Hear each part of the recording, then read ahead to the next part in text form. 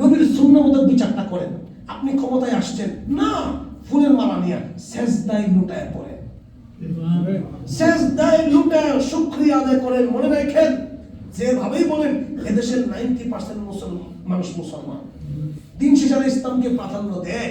আপনি যত ইসলাম মানবেন মানুষ তত আপনার ধীরে ধীরে, আর যত আপনি এই চিটার বাটপার নাম কাগজতে কিছু বুদ্ধিজীবীদের কথা শুনবেন, আপনার ইজ্জত ততটাই নষ্ট হবে।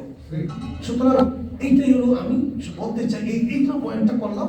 ইসলামের নেতৃত্ব কারে বলে? নেতৃত্ব পাওয়ার পরে তার সিস্টেমটা কি হতে হয়। নবী যেমন 10 বছর পরে 13 বছর পরে ফিরার পরেও অত্যাচার করে নাই, মাথা নিচু দিয়ে মানুষকে বুকে জড়ায় নিছে। আপনি 17 বছর পরে ফিরছেন, আপনি প্রত্যেকটা মানুষের বুকে জড়ায় নেন, প্রত্যেকটা নিজের ভাই মনে করেন, দেশ উন্নত হয়ে যাবে। বাইরে দেশে সবাই থাকবে না, আমরা যে থাকবো না দেশে, উন্নত বিশ্বকে ফলো করেন। উন্নত বিশ্ব 100% ইসলাম মানে 100%। আমি খবর নিচ্ছি আমেরিকা, আমি যেখানে যাবো, অস্ট্রেলিয়া বলেন, আপনি অস্ট্রেলিয়া বলেন, সিঙ্গাপুর বলেন, 100% ইসলাম মানে। খালি একটা জিনিস মানে না, লা ইলাহা ইল্লাল্লাহ মানে না।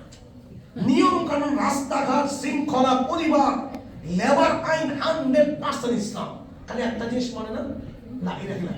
ওরা যে লা ইলাহা ইল্লাল্লাহ মানতো, বাংলাদেশের মানুষ জান্নাত, ওদের জান্নাত যাওয়ার পর সিঁড়ি পাইতাম না। এই পরিমাণে বিশ্বাস করে এবং আমল করে, এদের সিস্টেম কত সুন্দর।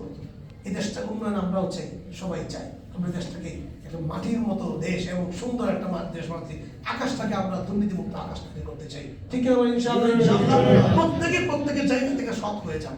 দেশ এমনি সুন্দর ভাই, কারো 2 টাকা মেরে খায় না, কারো 2 টাকা নিয়ে না, ক্ষমতার অপমান করেন না, ক্ষমতা আছে তাবায়া দেন।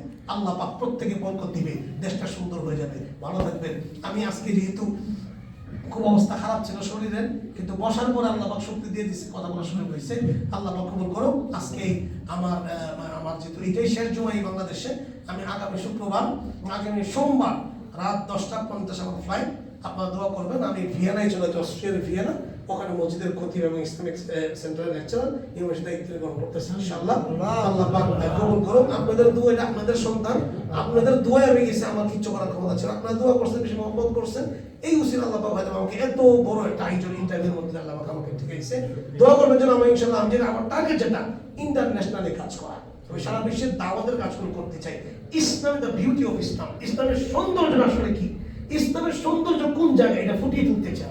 এটা মৌলিক টার্গেট আমার, ভেদাভেদ আমার না। ভাই যে কোনো ধর্ম তাকে বুকে চড়ায় না, এটা আমার ফিলোসফি। আমি এটা করতে চাই। আপনারা দোয়া করবেন যেন আল্লাহ পাক আমার দ্বারা বৃহৎ পরিসরে দিনের কাজ দেয়। আল্লাহ পাক কবুল করুন। আমি দোয়া করি আল্লাহ পাক আমাদের প্রত্যেককেই কবুল করুন, জান্নাতে একসাথে বসে এরকম চা কফি খাওয়ার তৌফিক দান করুন। আল্লাহ আপনার মহান করুক।